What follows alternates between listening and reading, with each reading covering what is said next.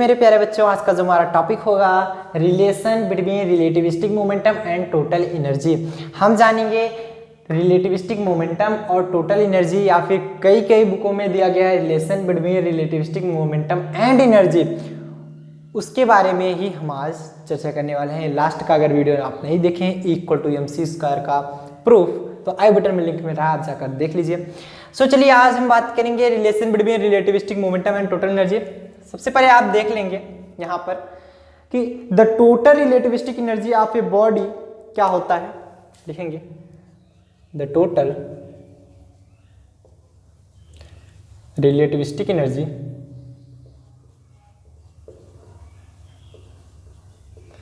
Of a body, या फिर substance बोल सकते हैं, जो टोटल रिलेटिविस्टिक एनर्जी होती है ऑफ मास यम मास का कोई बॉडी है, अगर उसकी एनर्जी की बात करें तो होती क्या है, E=mc²। यही होता है E=mc²। हम जानते हैं from theory of relativity M=m0/√1 - v²/c²। होता है कि नहीं होता है, इंटू में c² तो था ही। कैसे? Since M=m0/√1 - v²/c²। याद कीजिए हमने इसको प्रूव कराया था variation of mass with velocity में, ये प्रूव कराया था फ्रॉम थ्योरी ऑफ रिलेटिविटी। ठीक, हमें फाइंड करना है रिलेटिविस्टिक मोमेंटम एंड एनर्जी में, ताकि हमारा एनर्जी है यहाँ तो न तो मोमेंटम आ रहा है न तो एनर्जी आ रही है, तो v की जगह हम कुछ ऐसा रखें, यहाँ पर लिखेंगे सिंस P=mv, या फिर ये v=p/m।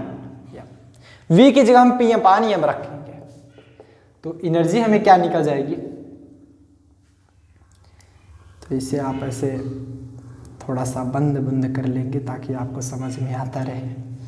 तो आपको एनर्जी निकल जाएगी E=m0/√1 - v की जगह क्या रखेंगे, p²/m², v² है ना, तो p²/m², अपान में c² तो था ही, m²c²। ठीक, ये m0c² ऊपर भी था। क्लियर? ये अब चलिए हम बात करते हैं, ये तो मोमेंटम मिल गया, हमें एनर्जी चाहिए। हम जानते हैं E=mc² होता है, बट इधर तो m²c² मिल रहा है। आप क्या कीजिए, c² से ऊपर नीचे मल्टीप्लाई करा दीजिए, m0c²/√1 - p²c²/m²c⁴। क्लियर? अब देखिए c² से ऊपर नीचे मल्टीप्लाई कराया है हमने, मिला क्या हमको, m0c²/√1 - p²c²/, ये जो मोमेंटम होता है that is a small p। Momentum जो होता है ये स्मॉल p होता है, याद रखना हर जगह इसको स्मॉल p बना, कैपिटल P नहीं, कैपिटल P प्रेशर होता है। तो यहाँ पर p²c²/में m²c⁴, that is a E²। यहाँ पर लिख लेंगे सिंस E=mc²। E=mc² से हम देखेंगे तो जब E=mc² होता है तो E² की जगह क्या लिखेंगे, m²c⁴, वही हमने लिख दिया। ठीक, कंफर्म होता है। आप देखेंगे ये E था, इसका मल्टीप्लाई इधर कराएंगे, क्या हो जाएगा, √1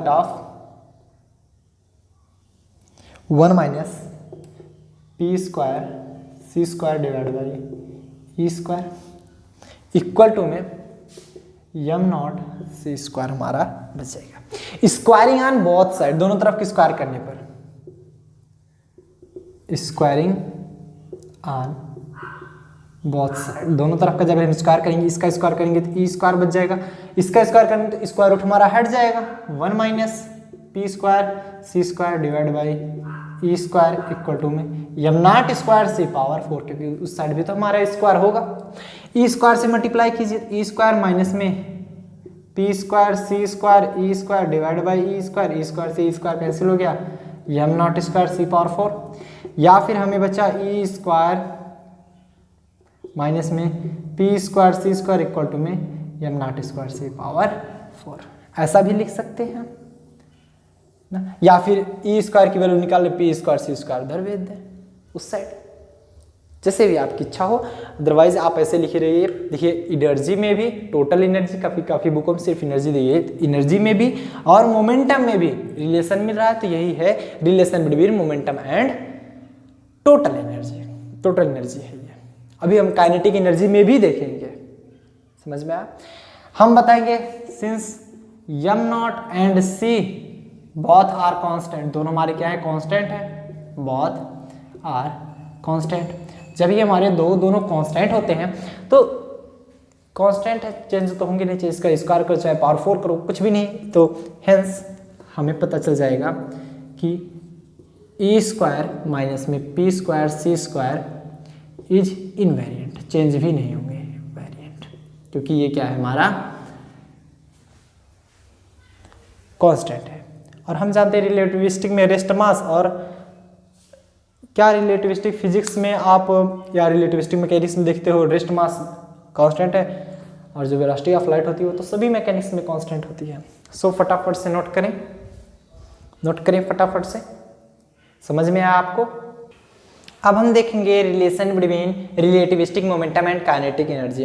relativistic momentum and kinetic energy में क्या रिलेशन होता है, अभी तो आपने टोटल एनर्जी में देख लिया, लेकिन relativistic momentum and kinetic energy में क्या रिलेशन होता है। देखो ये डिज़ाइन है, और ये डिज़ाइन मैं बचपन से सीखता आया हूँ, लेकिन अभी तक बन नहीं पाई है, हल्के से मत लेना इसको, बन जाएगी 2-4-6 सालों में डिज़ाइन। सोच लिए आपने देखा था, अभी हमने देखा from the relation between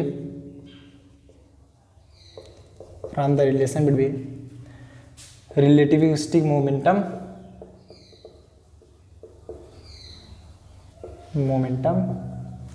and total energy लिख दिया मतलब टोटल एनर्जी।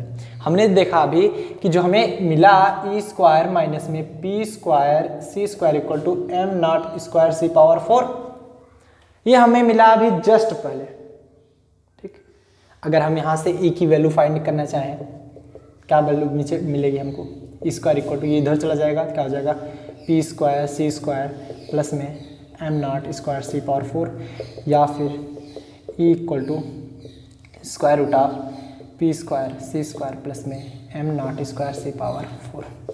ये ई की वैल्यू मिली, ठीक ना, ई की वैल्यू फाइंड हो गई। इसे बना लेंगे इक्वेशन नंबर फर्स्ट, ठीक। As we know that since जो टोटल एनर्जी होती है इक्वल टू रेस्ट एनर्जी, जिसे आप बोलते हो स्टैटिस्टिकल एनर्जी, रेस्ट एनर्जी स्थितिज ऊर्जा प्लस में काइनेटिक एनर्जी। बोलो सही है या नहीं, कंफर्म 100%। चल अगर हम बताएं टोटल एनर्जी हम ई से रिप्रेजेंट करते हैं, रेस्ट एनर्जी क्या हो जाएगा M not C square plus में काइनेटिक एनर्जी हम के से लिखेंगे। ई की वैल्यू लिख लीजिए square root of P square C square plus में M not square C power 4 is equal to M not C square plus में K. Rest energy मतलब rest mass into velocity of light का square ना, clear है। अब ये कहाँ से मिला, ई की वैल्यू हमने रखा फ्रॉम इक्वेशन फर्स्ट से, कंफर्म। अब यहाँ पर देखिए अगर हम दोनों तरफ का स्क्वायर कर दें, दोनों तरफ का अगर हम स्क्वायर कर दें कुछ मिलेगा हमको, कुछ तो वैल्यू मिलेगी ही। चलो स्क्वायर करके देख लेते हैं, स्क्वायरिंग ऑन बोथ साइड। हम स्क्वायर क्यों करते हैं, क्योंकि ये स्क्वायर रूट हमारा हट जाए, स्क्वायरिंग ऑन बोथ साइड। जब दोनों तरफ का स्क्वायर कर देंगे तो क्या मिलेगा, ये तो हमारे स्क्वायर रूट हट जाएगा, P square C square plus में M not square C power 4 is equal to, इसका स्क्वायर का हो जाएगा तो M not C square plus में के का whole square, A plus B का होल स्क्वायर फार्मूला लग जाएगा। तो क्या लगाओगे, ए स्क्वायर प्लस में बी स्क्वायर प्लस में 2 एम नॉट सी स्क्वायर के, ये हो गया हमारा P square C square plus में M not square C power 4। M not square C power 4 दोनों पॉजिटिव है, इधर आकर कैंसिल आउट हो जाता। तो आप यहाँ से देख रहे हो P square C square equal to K square plus में 2 एम नॉट के सॉरी c², ये मिला है। अगर आप यहाँ से p² निकालो तो क्या हो जाएगा, c² इधर डिवाइड हो जाएगा तो k² अपान में c² प्लस में 2m0 c² k अपान में c² कैंसिल हो गया। अगर हम p की वैल्यू निकालें तो स्क्वायर रूट ऑफ k² अपान में c² प्लस में square root of 2m0 k और कुछ नहीं बचेगा, c² तो हमारा कैंसिल हो गया ऑलरेडी। ये भी स्क्वायर है, स्क्वायर रूट से बाहर हो जाएगा तो k अपान c प्लस में square root of 2m0 k। ये मोमेंटम और काइनेटिक एनर्जी के देख रहे हैं ना, काइनेटिक एनर्जी ये छुपा हुआ है बेचारा। ये रिलेशन मिला हमें, नोट डाउन करें फटाफट से। एक मिनट कुछ यहाँ पर वैल्यू गड़बड़ हुई है, ऐसे स्क्वायर रूट नहीं लिया जाता। Just a moment. यहाँ पर जब हम p निकालेंगे तो स्क्वायर रूट आप टोटल निकालेंगे, ये अलग अलग थोड़ी स्क्वायर रूट लोगे, मल्टीप्लाई में थोड़ी है, पॉजिटिव है, पूरा स्क्वायर रूट लोगे। k² अपान c² प्लस में 2m0 k, ये वैल्यू आई आपकी p की वैल्यू। काफ़ी बुकों में इतना का होल पावर हाफ भी कर दिया गया है, तो उससे कोई मतलब है नहीं, सो सिंपल। नोट कीजिए फटाफट से। उम्मीद करते हैं आपको क्लियर समझ में आया होगा, ये लेक्चर समझ में आया, टोटल समझ में आया। चलिए अब हम बात करते हैं मासलेस पार्टिकल, जो कि इस लेक्चर का लास्ट टॉपिक है। तो मासलेस पार्टिकल होता क्या है, नाम तो आपने सुना होगा। मासलेस पार्टिकल मतलब ऐसा मासलेस पार्टिकल जिसका मास ना हो, रेस्ट मास ना हो। तो ये क्लासिकल मैकेनिक्स में वैलिड नहीं करता। हम खड़े हैं, मैं खड़ा हूँ, रेस्ट पर हूँ, क्या मेरा मास कहीं चला गया? मैं जितने किलो का हूँ उतना किलो का रहूँगा। कोई ऑब्जेक्ट है जो कि रख दीजिए रेस्ट पर ही, जितने किलो का उतना किलो का रहेगा, क्या उसका मास कहीं जला थोड़ी जाएगा? ये क्लासिकल मैकेनिक्स, ये सब हमारी क्लासिकल मैकेनिक्स जो हम चीज़ यहाँ पर यूज कर रहे हैं, देख रहे हैं, सब classical mechanics. But relativistic mechanics में ये पॉसिबल है कि रेस्ट मास उसका जीरो हो। आपको हमने दिखाया भी था, जब वो मूवमेंट करने लगता है तब उसका कुछ मास हो जाता था, लेकिन इनिशियल वेलोसिटी रेस्ट पर उसका मास जीरो था। तो लिखेंगे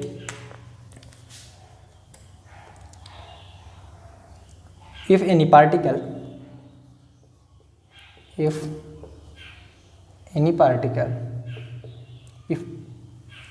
rest mass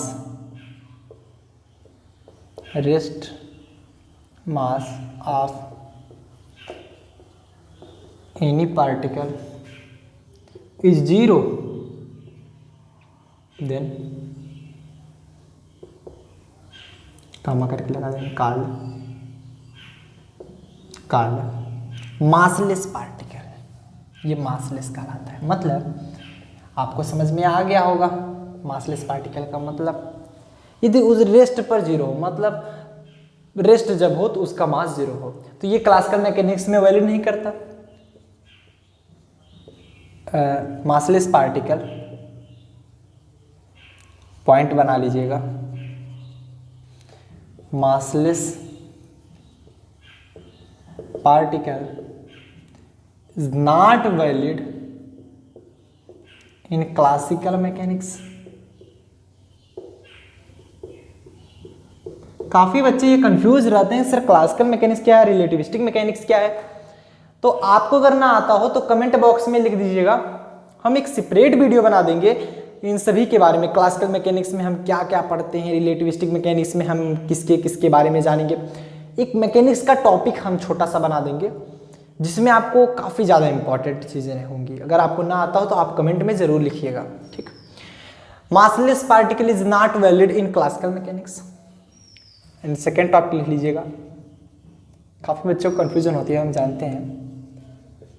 massless particle is valid, कहाँ पर वैलिड होती है? ओनली रिलेटिविस्टिक मैकेनिक्स में।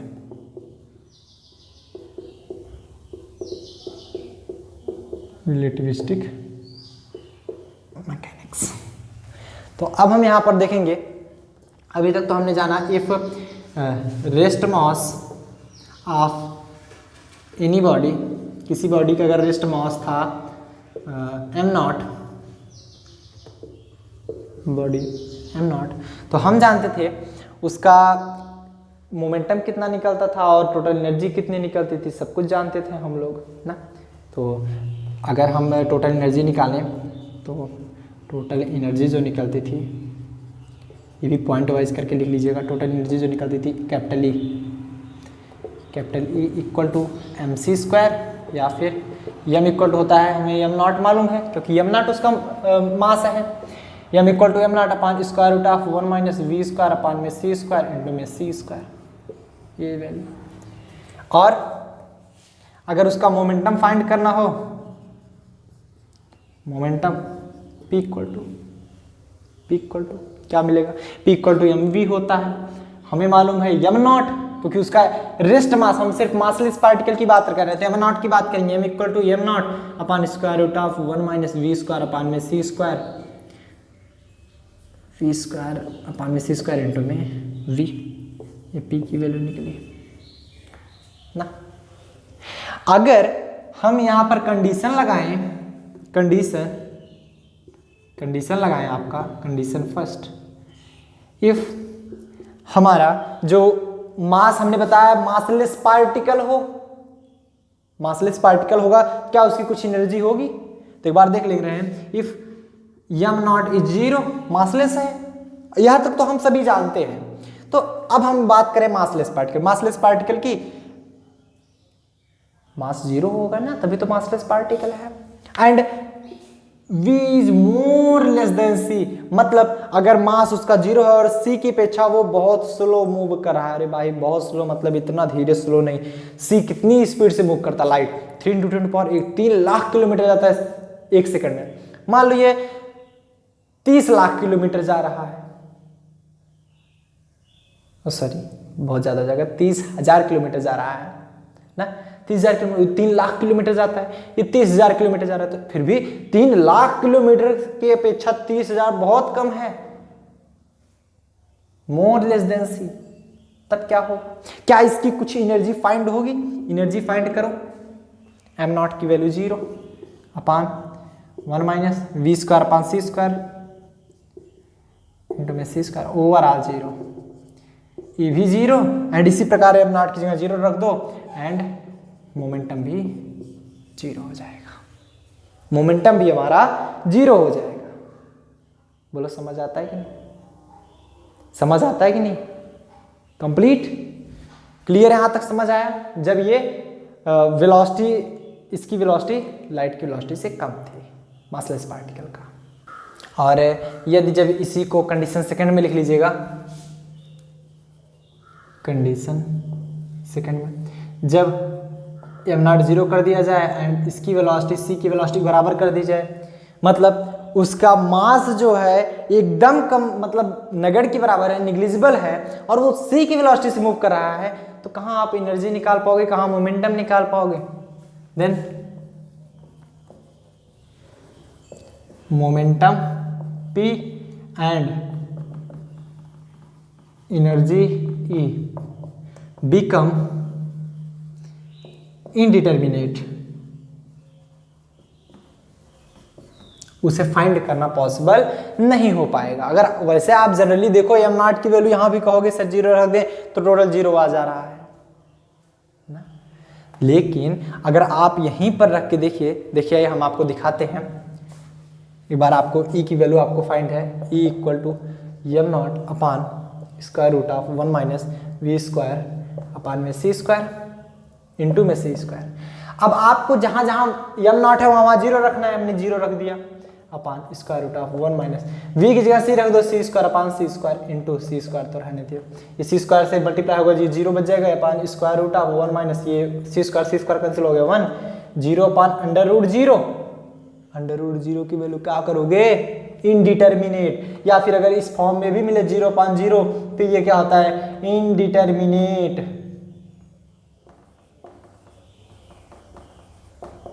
इनडिटर्मिनेट बोलो आया कि नहीं, इनडिटर्मिनेट। और यदि p के रिस्पेक्ट में भी वही रखें, यहां भी 1 - 1 0, 0/0 का फॉर्म बनेगा तो मतलब इनडिटर्मिनेट। नोट करें इतना पहले फटाफट से, नोट करें कंप्लीट। मतलब यदि यहां पर लिखेंगे पॉइंट, नोट कर लिए, अब लिखेंगे यहां पर point,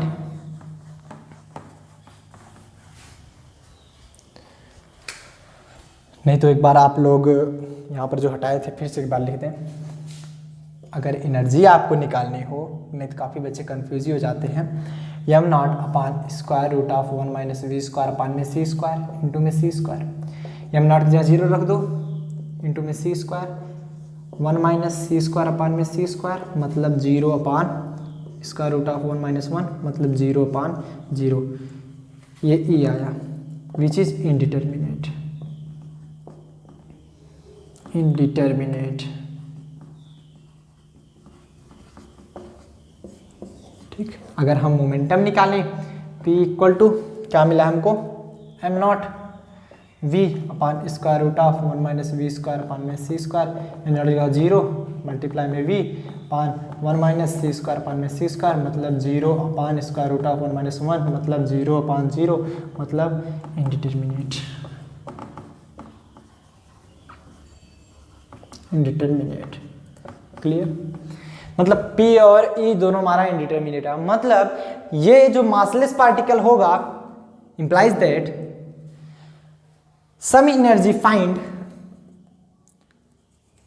some energy finite of massless particle, massless particle का कुछ एनर्जी फाइंड होगा, एनर्जी की वैल्यू फाइंड होगी पार्टिकल if it moves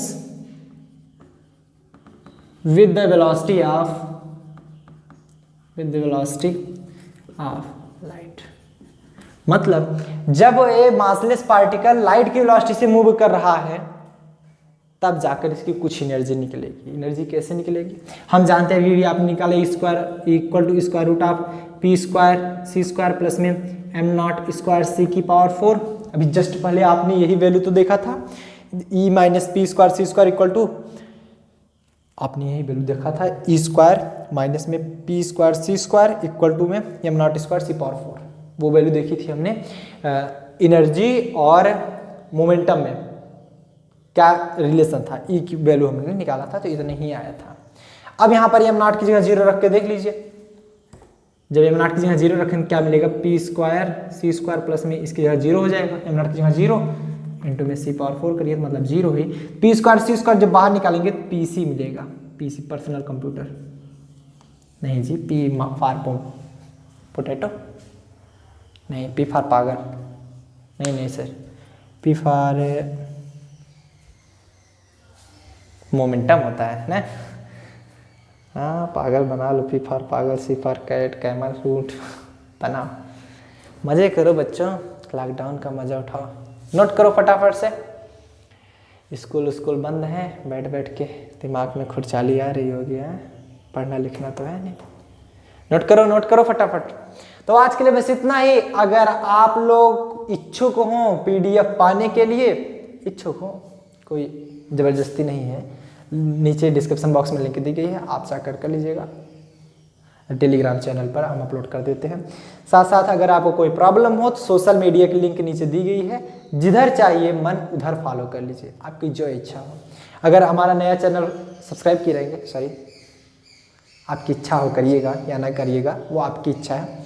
अगर आपको कुछ नई जानकारी चाहिए तो उस पर जाकर विजिट करके देख लीजिएगा, यूनियन क्लासेस नाम है, लिंक डिस्क्रिप्शन बॉक्स में मिला है। नोट करते रहिए, मिलेंगे अगले वीडियो में।